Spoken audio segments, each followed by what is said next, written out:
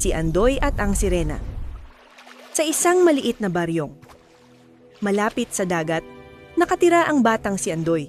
Mahilig siyang mangisda kasama ang kanyang ama. Isang gabi, habang tahimik ang dagat at maliwanag ang buwan, naglayag si Andoy mag-isa. Andoy, sandali lang naman ito. Mangingisda lang ako saglit. Habang nakatingin siya sa tubig, may narinig siyang malamyos na awit. Lalala! Andoy! Nagulat.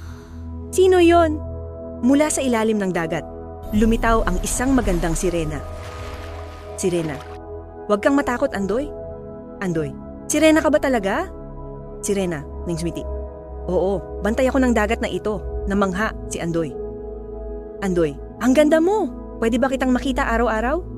Ngunit biglang nagbago ang tono ng sirena. Sirena, Andoy, mahal mo ba ang dagat? Andoy, opo, dito kami kumukuha ng pagkain. Sirena, kung ganoon, bakit may mga basurang lumulutang? Bakit may mga lambat na iniiwan? Napayuko si Andoy. Naalala niyang minsan ay nagtapon siya ng plastik sa dagat. Andoy, patawad! Hindi ko po naisip.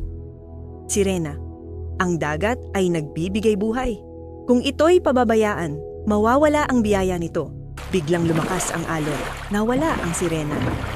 Kinabukasan, ikinuwento ni Andoy sa kanyang ama ang nangyari.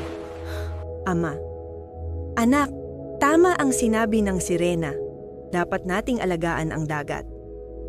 Mula noon, hindi na nagtapon ng basura si Andoy at tinulungan niyang linisin ang dalampasigan. Sinabihan din niya ang kanyang mga kaibigan.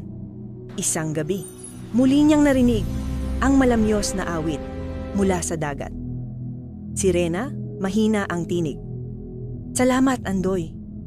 Ngumiti si Andoy at tumingin sa maliwanag na buwan. Aral ng kwento. Dapat nating pangalagaan ang kalikasan, lalo na ang dagat na nagbibigay sa atin ng kabuhayan at buhay.